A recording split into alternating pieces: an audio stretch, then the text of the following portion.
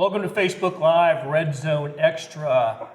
We're here to talk Chiefs with the crew. To my right, the clean-shaven ones of Herbie Teope and Sam McDowell. The bearded ones to my left, Sam Mellinger and Vahe Gregorian. I'm on team clean-shaven today. And most days. Most days. We are, as we are every Thursday, at Big O Tires. This one at, I always have to look at the door here, 13521 Madison Avenue in Kansas City, Missouri. You guys, if you look at the stoplight out there, see the stoplight?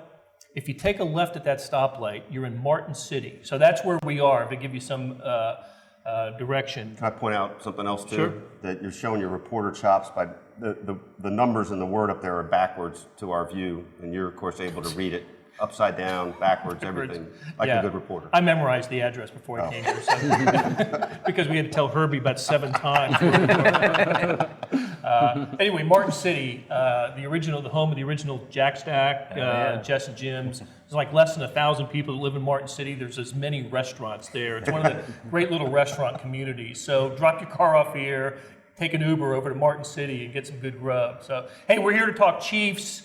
And we want you to talk Chiefs with us. Give us your question and comments. Let's start today by looking back a little bit at last week. And I'm going to turn to the historian here, Vahe. I think in the history of at least the Super Bowl era, maybe the merger era of the NFL, only 2 teams have gone through the regular season undefeated, right? The Dolphins of 72, which finished the deal. Correct. The Dolphins finished the deal, and the Patriots, who got to the Super Bowl, only to be stopped by Steve Spagnuolo's New York Giants defense. That's right. But a reader pointed this out to me the other day, and I couldn't dispute it after looking it up. Dolphins supposedly are the only NFL team, not even pre-Super Bowl era, to go through the whole Shamil undefeated. Maybe it could. I I hadn't realized that before, so the term I've been using is the last, which is accurate, but maybe not full. I bring it up because we were all stunned with the Chiefs' first loss after 4 games, as if we thought 16-0 was on the table for them this year. I don't think 16-0 was going to happen for the Chiefs. However, that didn't make the Sunday night loss to the Colts any less surprising. The thought I've had all along is they're not going 16-0, but very easy to keep kicking the can down the road thinking, well, it's not going to be this week, right? I think we all sat in these very seats at a different Big O Tires last week and said, well, nobody's picking the upset. We didn't even predict the game because we knew nobody. Spread. Yeah, it was a spread. Yeah. We went spread because nobody picked the Colts. Yeah. So Herbie, what happened? What happened? It's a multiple choice question because a lot of things happened. But I'll tell you what. Let's be specific and start with rushing defense. Why has that been such an issue for the Chiefs? They just can't stop the run. And the thing about this is when you talk to some of the defensive players after the game, and then they really understand that this is an issue that a lot of teams are starting to do against them. And it really started with the Baltimore Ravens. Mark Ingram rushed for more than 100 yards last week against the Lions, 2 weeks against the Lions. Kerryon Johnson, who entered that game, I think it was like 2.6 yards per carry, rushed for 100 yards. And then last week against the Colts, Marlon Mack really set the tone for that Colts offense. And what's going on right now is they're playing keep away from Patrick Mahomes, and it's working. And some of the linebackers I talked to, Damian Wilson, said that, look, teams are now doing what's on tape. And it's a copycat league. So until the Chiefs show they can actually stop the run, it would not surprise me one bit. And then the Houston Texans, my goodness, this is a rushing football team. You got a triple threat there. Deshaun Watson, Carlos Hyde, Duke Johnson, all 3 of them can hurt the Chiefs on the ground. And they got to figure out a way to stop the run. So when you ask me what happened, in the National Football League, most players will say if you stop the run, that's a key to success and you can probably win a football game. But if you can't stop the run, then your offense isn't coming on the field. And now you're expecting that defense to win the game for them. And I don't think this Chiefs defense can do that. Well, and it was the fact that the Colts held the ball for 37 minutes on Sunday night was not a way to win a football game. Yeah, running the football. The Chiefs. Sam Mellinger, you did a film breakdown of Frank Clark this week, and part of that is, it's his overall game. Part of that, though, is stopping the run is he's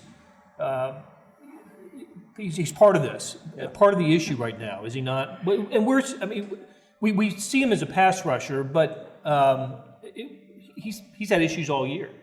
Yeah, it's funny. Like, he's actually the one guy on that defense, in that front seven at least, that's defending the run okay. Like, you watch, he sets a good edge on every time a ball is coming his way, and it either forces the guy inside where theoretically there should be teammates there to tackle him, or you've seen him, he did this against the Colts a couple times and some other games too, shed the guy if the running back's trying to bust it outside. Like, that's a mistake, because Frank Clark will shed and he'll make a good tackle.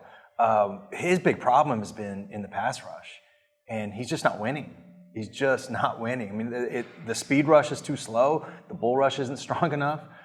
He's got an inside move that's pretty good and a spin that he does off of that sometimes, but he's just not getting to the quarterback. And there is, the Chiefs' sort of company line, to some degree, I guess, has been he's getting doubled, he's getting chipped, it's happening, it is. But there's also times where he's one-on-one and he's just not winning. And some of this, we talked last year repeatedly, so this isn't hindsight, about the thing that made the Chiefs effective rushing the passer last year wasn't Chris Jones, and it wasn't Justin Houston, and it wasn't D Ford. It was all three of those guys rushing together. You can't double all three of them. And one of those guys was getting loose. And right now, they don't have that big threat. And that's just amplified now that Chris Jones is going to be out for a while. And we don't know exactly how long. I think, Kirby, you talked to or got in touch with his agent, maybe a weekly thing, but there's no definitive timetable for Chris Jones. No timetable for him. And then when you look at the injuries on this Chiefs defense, there are a lot of people you're missing. Xavier Williams now on injured reserve. They signed Terrell McClain, and it wouldn't surprise me if McClain has to see playing time this Sunday. Might even start. Who's going to play there on the interior? So they got a lot of injuries there, and it's going to be a concern. Yeah, and Sam McDowell, I know that you, in a story that we posted just this morning in the Kansas City Star, which just flip to the other side of the ball quickly. Here we are. We spent the first few minutes talking about the defense. Patrick Mahomes and the offense scored 13 points. Against the Colts. 13 points. That's a low for the Chiefs with Mahomes as a starting quarterback. Fewest points in a game since, I think, early in the 2017 season. I think about 30 games or so, including the playoffs. You wrote about this morning, and I think pretty much identified the issue. For a team that relies so much on the talents of Patrick Mahomes. There's one area where the Chiefs really failed on Sunday night. Yeah, man-to-man, something that we've talked about in the past, but I guess I didn't realize how glaring the issue was until you stack it up one play after another. There's certain coverages where, because the pass is so quick, maybe it's a little bit difficult to tell exactly whether the Colts were going to play man or zone, but based on my numbers, 9 for 9 against the zone, 10 for, I think, 29 against man-to-man. And a lot of it, he did miss a pass. I think we all remember Demarcus Robinson down the sideline in the first half that could have been a touchdown. He misses Travis Kelce when they're backed up against their own end zone at one point. But what about Damian Williams? Damian Williams could have had that pass. And that was a man-to-man play as well on that very first drive. But Colts played, in those first two drives, Colts played zone 8 times. And the Chiefs got 10 points. Afterwards, they played one zone package the entire rest of the game. And it was when the Chiefs bunched 3 receivers on the left. And I think because of that, they were forced to play zone, which leads you to believe maybe is that a solution, to start bunching some receivers more often, maybe some screen passes. I know Sam pointed that out after the game in our Facebook Live. But right now, the guys just aren't winning their one-on-one battles. There's not a lot of double teams. In fact, I was actually surprised on the tape how often the Colts did bring a 5th rusher. I think we all thought they were putting pressure on with 4. Mahomes even said that. But they brought a 5th rusher pretty often, which, again, just leaves one-on-one matchups, and they're just not winning one-on-one right now. How much of that is going to change when Tyreek Hill and Sammy Watkins are both back? He's the solution to all this. Yeah, and I think Sammy Watkins is a better solution than the other guys in the receiving core, but Tyreek is the ultimate solution to what's going on right now. Yeah, this is as much a personnel thing right now, isn't it, as anything else? The Chiefs should be able to beat man coverage with when they're healthy, when they're, I didn't go back and look at Jaguars film or, first half Jaguars when everybody was on the field. But when Watkins, Hill, Kelce, those guys are Pro Bowl and All-Pro level players. Teams shouldn't be able to beat the Chiefs using man. I agree with that premise, but I think one thing that's kind of interesting is these things are coinciding. The trend line right now, and it's just a line, right? I mean, they've been averaging well over 30, 33, 34 points in the Patrick Mahomes era. So they've had one game, 20 points under that, right? So it's not really yet a trend. But here's the trend line. The last 9 quarters, 4 offensive touchdowns. Yikes. Yep. And before that, first 11 quarters, I think this is the right math, first 11 quarters of the season, 12 offensive touchdowns. So that's different, but it's also coinciding with not only now having Fisher out and Hill out, but Watkins out too. And so at some point, you can only sustain so many injuries and still be yourself. But the other teams are figuring out a blueprint too. So what's the real truth here? Maybe it's a little bit of both. I think the other team will tell you what your weakness is, because the Colts didn't play to their strengths. They played to the Chiefs' weaknesses. And they're a team that I think we saw last year in the playoffs, at that point last year, with a lot of the same personnel.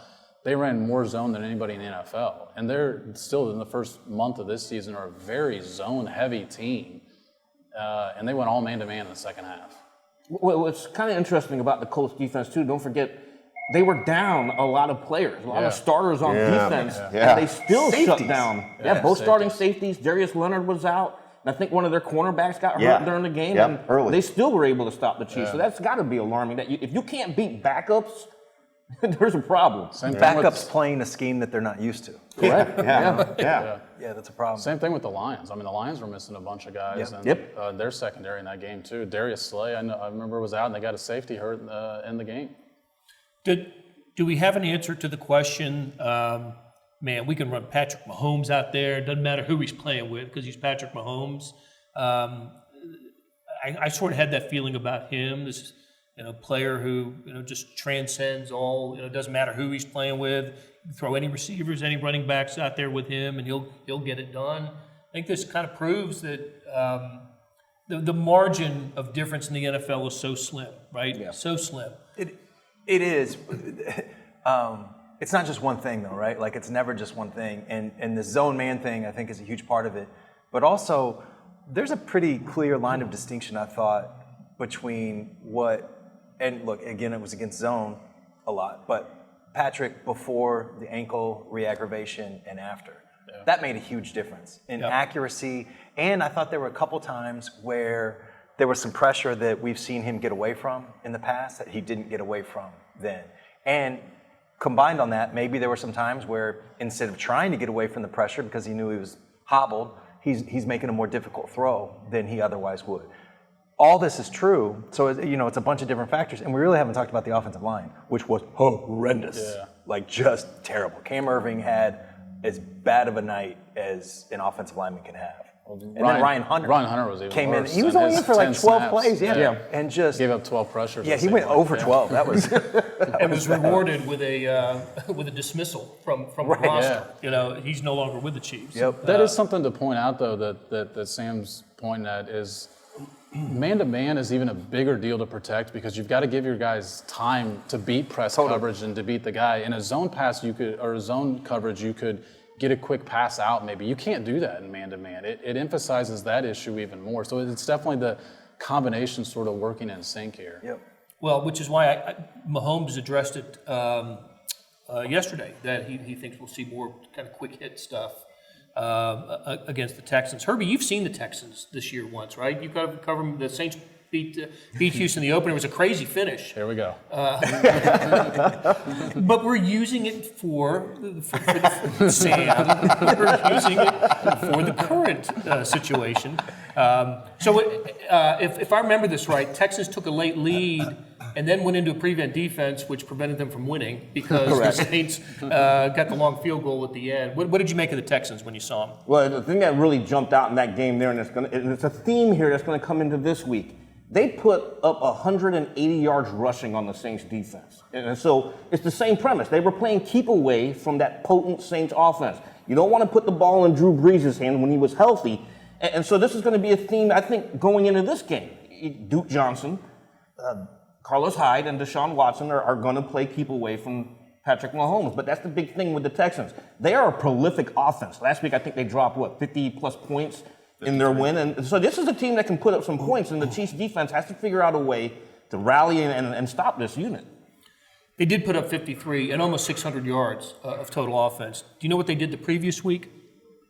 Oh, yeah, it was bad. Yeah, at home against the Carolina Panthers, 10 points, 10 points and 260 total yards. Watson was sacked 6 times, and Ron Rivera is a really good coach, good defensive mind. Steve Spagnuolo, coached with him. Both of them coached under Andy Reid in Philly. So, which Texans team do you expect to see? I mean, 2 home games, they're completely different. Completely different. Offensively, I just find that contrast really interesting. But the thing is, that even with the running backs that they also have potent wide receivers. DeAndre Hopkins, obviously, an elite wide receiver. Gosh. Will Fuller, very capable. We went for like Kiki Coty, he went for 200 last week. Will Fuller did.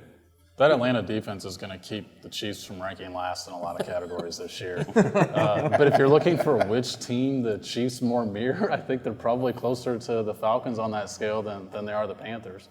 Sadly. Right. Sadly for the Chiefs. Luke Kuechly does not work here. That is a big difference. Blair asked that first question to kick the show off. What are some of the issues with the Chiefs? And I think we just spent like almost 3 hours breaking down everything that's going on there. There are a lot of issues.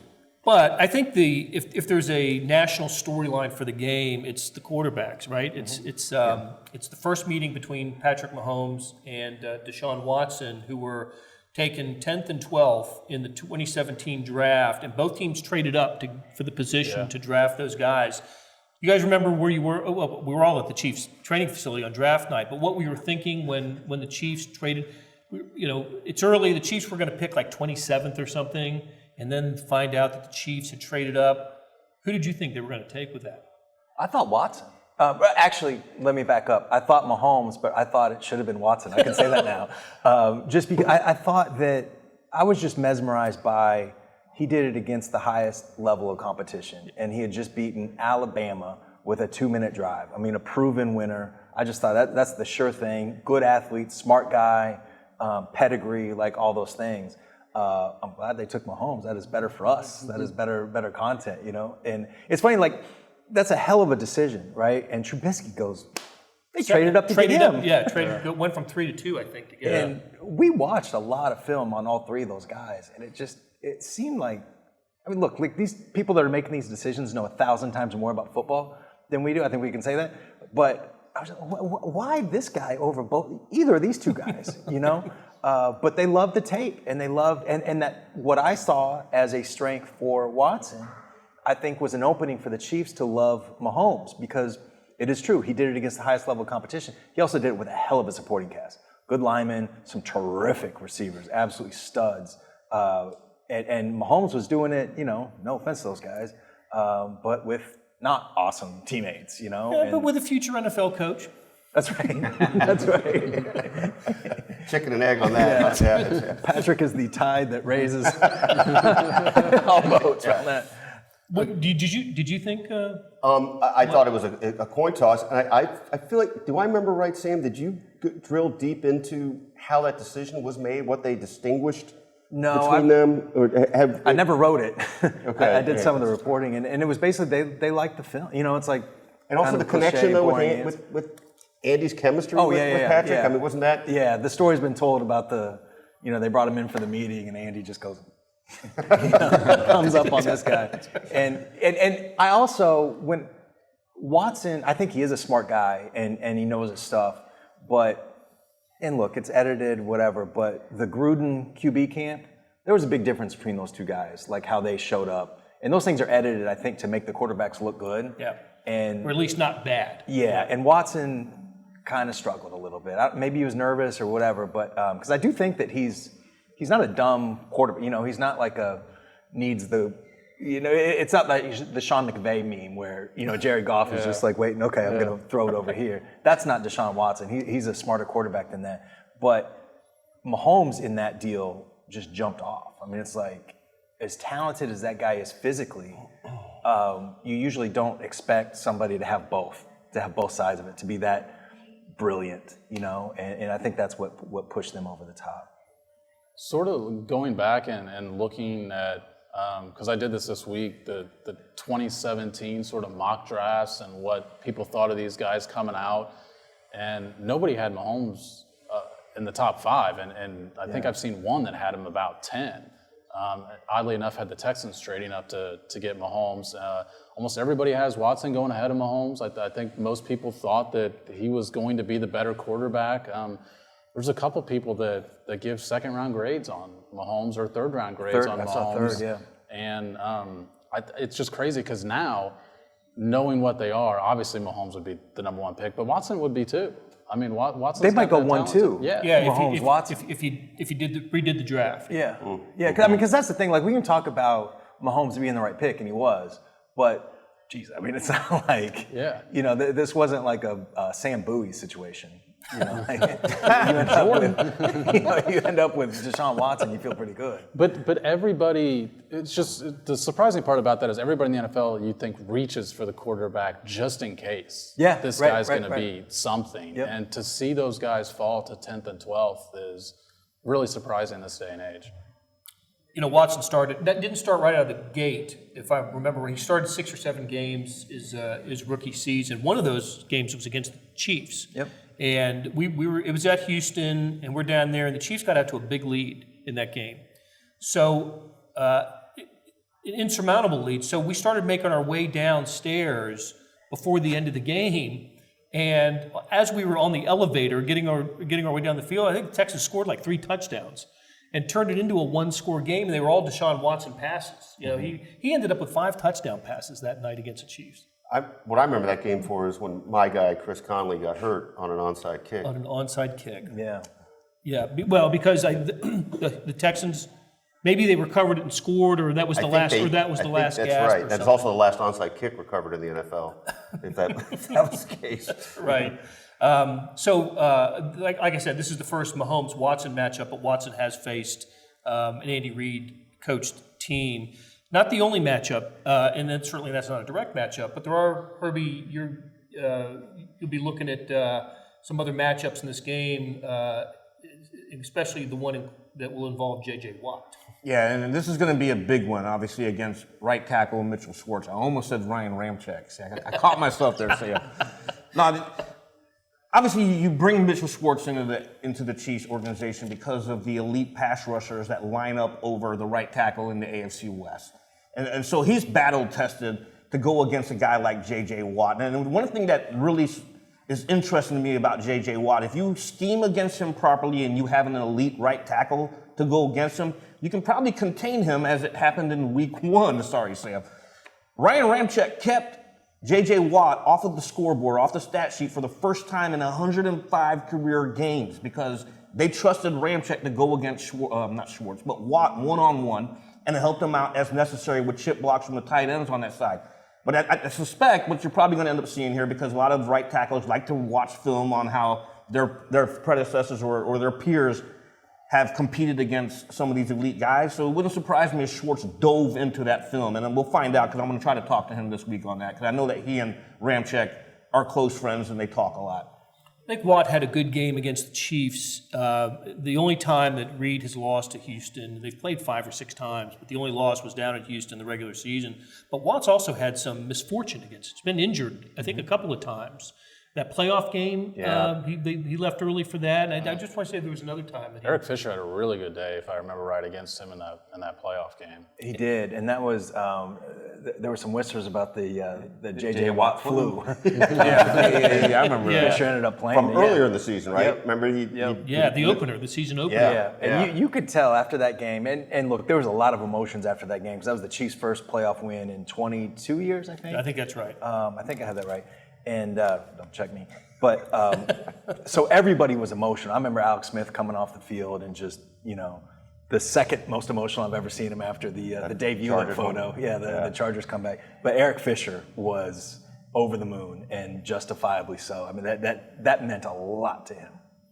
Jesse Bates wants to know, are the issues at linebacker, or when we're back, we're talking about the defense, issues at linebacker or the defensive line, Yes.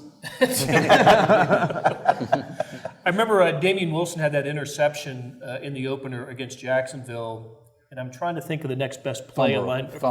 Forced fumble. Forced fumble, that's right. The forced fumble that Breland recovered, right? Yeah, and Leonard Fournette. Yep. And I'm trying to think of a play that a linebacker's made like that since then. Yeah, I think he's referring to. I guess my response was more to the rush defense issues because when you get into the tape, there's not a lot of gap coverage there. Even Ben Neiman, a guy that I like, I thought struggled when he came in for Hitchens to just find the right gap that the running back, that Marlon Mack, and I know Marlon Mack's a smaller guy, but constantly it seemed like he was one level over or, just not in the right spot a lot of times. And Hitchens practiced it limited yesterday, but I still think it's probably 50-50 whether or not we see him on Sunday. Yeah, and so Josh Ogle wants to know how long is Eric Fisher out. Good time to talk about the injuries. It is a pile of injuries. A long list, as you guys noted yesterday, 12 to 15 names just on the injury list. And I don't think Mahomes' name was on there, was it, on the injury list? Even though we talked spent a lot of time talking about his ankle. He said yesterday that his ankle felt pretty good, and he said it in sort of a surprising tone. Like he was surprised. Right. Like it came in sore Tuesday, but it feels pretty good today, and that was yesterday. But I mean, Blair, you wrote a lot about just the whole list of injuries yesterday. Right, I did, and quoted Mahomes saying what he did, and then I remember looking at. I got the injury report here. He's not on the injury report, so. Listen, he said it's not perfect. To me, a less than perfect ankle probably should designate him on the injury report, but it's not. Maybe he'll go on there today, but he's going to play, and his ability to elude danger is so important for what the Chiefs do. Look at their touchdown. Look at the 4th and 27 completion that kept alive for at least a moment the last gasp on Sunday night.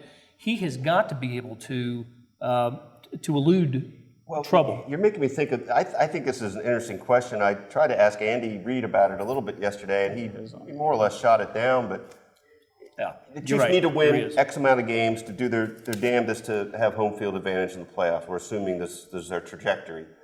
At the same time, if you're really thinking about the big picture, do we want this guy fighting a season-long injury and just like getting through games? And I think it's reasonable to think about the question, and I'm sure there's a million reasons why I'm wrong on the premise, but I think it's reasonable to think about the question. Maybe you should sit the guy a little bit and let that ankle be at its best for the last 2 months of the season. Just a thought. Before we chew on that, my crack editor, Sam McDowell, was overlooking the screen here and noticed that Mahomes was on the injury report yesterday, full participant with the ankle. But it's a good point. You asked Andy that yesterday. Yeah, and he didn't really entertain it. I mean, he kind of just gave me the. Yeah. I mean, he wasn't a smart aleck, but it was just kind of like doctors tell us what we're going to do and everything. Right, it's up to the doctors. But I'd be interested to know if you even have a discussion about that sort of thing. Like, okay, we want him at his best, the best he can possibly be in November, December, January. But how long would you be willing, I guess, to sit him out? Because at some point, Sam wrote about this last week. I still think the Patriots-Chiefs game is happening, and it is. It's all about getting to that game and where it's going to be. Where that game happens. I know. If you fall too behind in the race, that's a much different picture. Because right now they're essentially tied. Half a game back. But if you win in Foxborough, then you're ahead. It's just, and the Texans, it's an AFC team. I think the Texans are another team that, like Baltimore, it seems like there's like Patriots, Chiefs, gap. I think Texans are a little bit better, or I think the Ravens are a little bit better than the Texans. Or the Colts? Would you put the Colts in? Jeez, I wouldn't have. Yeah. 3-2 and beat them here. I don't know. Look, it's an interesting question because first and foremost, you probably have to secure your position. Right? Yes. And you got to win games. And now, I think, I don't know about how you guys feel about it, but I'm certainly more reluctant to kick the can down the road about when they're going to lose again. I mean, I think they could lose this week.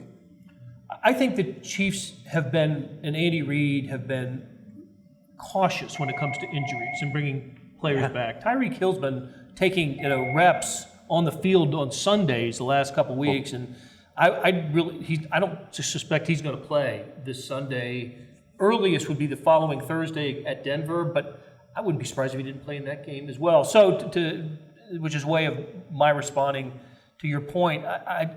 I think once a player is out, they do everything they can to make sure that he's 100%, as much close to 100% getting back. But if you're not out, you're on the field, you're playing, and you're expected to go. And I don't remember Andy or the Chiefs with the long view of injury. No. However, they've never had a player like this. Yeah. The other part that we don't know is the Rick Burkholder's opinion on how much are you risking putting him out there of we just saw a re-aggravation last week, but how much are you risking that again? Because if it's just something that needs time, maybe you can find some time. I don't know. Sometime just next week. You get the extra 2 days after Denver. But they got 2 games in, what is it? Yeah, 5 days. 5 days coming up. So I don't know, man. A lot of screen passes. I don't know. Remember when Alex Smith got the ear injury at Indy? God, yeah. The bleeding ear that he went back in the game with. Yes, that he finished the game of the Colts. He did sit out the next week, Jacksonville at home. Nick Foles was the quarterback that game, but that was it for the absence of Alex. I think from the ear. That does speak a little bit to how Andy views the quarterback a little differently, right? Like, he keeps him in games as long as he possibly can, even when games are decided. There's something about Andy's view on that. I don't know. We'll see how it plays out. The value of a replacement player is a little bit. Yes, there is that. Well, I mean, it's a good line, but it's really freaking true because, look, not bashing Alex Smith. I think he's a good player, but Alex Smith is here and Nick Foles is here, right? Patrick Mahomes is here. Yeah. Matt Moore is, you know what I mean? Like the gap is much, much bigger. Yeah. Okay. Hey, before we get to our kind of our closing segments, let's talk about the Travis Kelce, Eric Bieniemy moment. 2 moments actually on the sideline. Vahe, you ended up writing about this yesterday. Or it's in today's paper. It's been online since last night. I'll set it up and then you comment. So it's the first quarter and everybody watched the game knows what happened. Kelce was having a tough go, right, early on. And gets to the sideline and Eric Bieniemy, the offensive coordinator, kind of gets in his grill about ball security mostly. We don't know for sure because Kelce didn't tell us that yesterday, and Bieniemy we talked to later today, but we just assumed that was the topic. And Andy Reid kind of yes, he did. That's right. Too, you're right. He did. So let's stipulate that. But it got there was a little shove push. That was also part of the story is how you want to define what happened. Followed quickly by an embrace from Kelce to Eric Bieniemy. Andy Reid, as you said, mentioned it on Monday, and basically called it a heat of the moment play and moment. And then Travis Kelce addressed it on Wednesday. That again, part of Vahe's column, and we have the audio of that also in Vahe's column. I recommend you go read it. But at the very least, a bad look. A bad look. You just can't do it, right? You can't put the hands on the coach. I would feel different about it, though, if Kelce hadn't basically immediately gone over to hug him. Now, we can break this down a lot of different ways, but the thing I'm going to take away from it is Kelce's push, and I do look at it as a push more than a shove, and I know it's semantics, but it was a get away from me. It was not a I'm coming after you, let's fight. I mean, there were 2 guys, Irving separated Bieniemy and Laurent Duvernay-Tardif separated Kelce, but it wasn't exactly necessary. It wasn't going to get accelerated, I don't think. The other hand, one of the thoughts I had, in fact, Blair, we were kind of kicking it around the office yesterday when I was typing. I just sort of turned to you and said, what if you had done this to Andy Reid? And I think it would look a little different. And there's all kinds of implications that speaks to. So I just think the Chiefs needed to say something to not allow it to be condoned. And I get that they might have said something internally. More than likely they have. More than likely. But I think you need to say, we can't have a player pushing a coach. I think it just needs to be said. I do realize there's a lot to it, though. Sam McDowell, you were out there yesterday, too. Yeah. What are your thoughts? I agree with the latter thing. I thought on Monday the statement should have been stronger because you do have a player pushing a coach on a sideline with, I think NBC brings 43 cameras to the game. You know it's going to be on camera. So to me, it's just a completely unacceptable thing. And I know he did go over and hug him afterwards. And, you know, I wouldn't suspend the guy or anything like that. But I did think a statement was worthy. Well, Herbie, was it a finable offense? Is it when you see something? Could that be? Internally, maybe. I don't think the NFL would do anything with that. That would have to be handled internally. But, you know, to everyone's point here, sideline flare-ups occur all the time between players and coaches and even between players and their own teammates. But putting your hands on someone like Vahe and Sam here said, that can't be, especially if it's on national TV. You can't hide that. And now we're spending all this time talking about it. Andy Reid talked about it. Kelce talked about it. And you better be guaranteed Eric Bieniemy is going to have to probably address it again Thursday. So, yeah, you can't put your hands on a coach. You just can't. Sam, speaking of discipline, we've seen Kelce kind of sit out the start of a game before. The Tijuana game? where he spent the first quarter doing push-ups. I forgot about the push-ups part. That was actually like one of the biggest things I was thinking about through this. Cold shower. There's context in everything. And with Kelce, I thought he was kind of past this. You know what I mean? Like, he's not 24 anymore, you know? And this was a big thing for him of, I don't think it was like pushing coaches necessarily, but it was taunting and it was personal fouls and it was, you know, the towel on the referee, which was just objectively hilarious, but still great. And the other gesture. Right in your wheelhouse. It's good content. I'm glad. Like, I don't mind it. Exactly. It was still something you probably shouldn't do. Yeah, good for us, not good for the Chiefs. I thought he was past this kind of thing. I don't think it's that big of a deal. If it's a $1,000 fine or whatever, I don't think it's that big of a deal, but just sort of like, you know, eyebrow raise. Like, oh, I thought you were 30. You know, I thought this was. He needed Charkandrick over on the side there. Be smart. That's right. All right, Pete Sweeney, we'll get to your question in the press room later today. All right, so let's begin to close it out with our where the rubber meets the road segment, where we select, identify a Chiefs player who. You already got Mahomes? That's right. Okay, all right. I got a better one this week. Okay. we think we'll have a good game on Sunday against the Houston Texans. Herbie, let's start with you. A lot of choices here because you're anticipating matchups and what the Chiefs might do, what they have to do to be successful. What do you think? Well, where the rubber meets the road here, and I'm going to go with a recent signing because, as Sam mentioned earlier, we have not talked about the offensive line, but it would not surprise me one bit if Stefan Wisniewski is starting at left guard. And if he's starting at left guard, never mind J.J. Watt over the right tackle, they've got a pretty good pass rusher on the other side in Wiley. So, you know, you're going, and he's probably going to be helping out Cam Irving a lot because Irving struggled against Justin Houston. So I'm going to say Wisniewski. That's a good one. They're going to put him around. Yeah, this is a plug-and-play player, a 7-year vet coming from Doug Peterson with the Eagles. So he has a general understanding of what Andy Reid likes to do with the blocking scheme and the West Coast offense. Sam McDowell, what do you got? I guess I should preface this by saying relatively, I think Kelce's going to have a good game, even relative to his standard. I think he's going to come back, and he called last week. What stood out to me most was he said it was among the most frustrating games, or the most frustrated I've been in a long time, I think was what he said. Yeah. I just think he bounces back and has a big day. Plus, the Texans' weakness is their pass defense is horrible. I think they're 5th or 6th worst in the NFL in pass defense. Okay, Vahe? I'm going to say LaShawn McCoy. He was a little bit of a ghost last week because he fumbled and because they didn't use him that much. And I think he can do some things, take some pressure off Mahomes and just give them a little different look offensively. All right, Sam. I feel like I lead the team in Tyrann Mathieu picks, but going to go with him again. One, because I just think he's a really damn good player.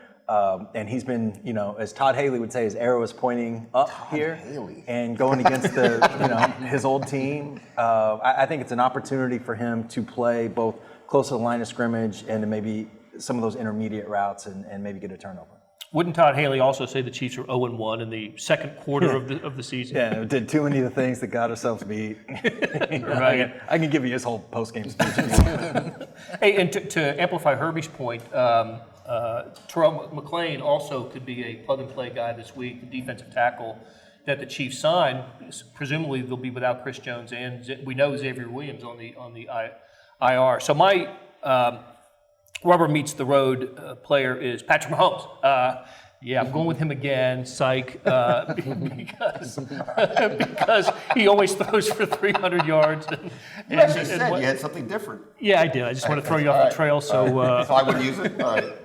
So, hey, thanks for joining us here at... Oh, that's real. They really go okay. Yeah, I'm going with that. Okay? I'm sticking. I'll be right again. And Watson? Right, I can go Co. Yeah, I can go with Co. Hey, next week, programming note, because the Chiefs play on Thursday, we will be back next Tuesday from a Big O Tires. This one, I believe, in Olathe next Tuesday. So thanks to all these guys that drove out south this week. I just drove a few miles. It was good for me. And that's what it's all about. It's about that's right. Thanks to Beth. Thanks to Sarah and Mike for coming out and joining us here. And we will talk to you guys again after the Chiefs game on Sunday against the Houston Texans.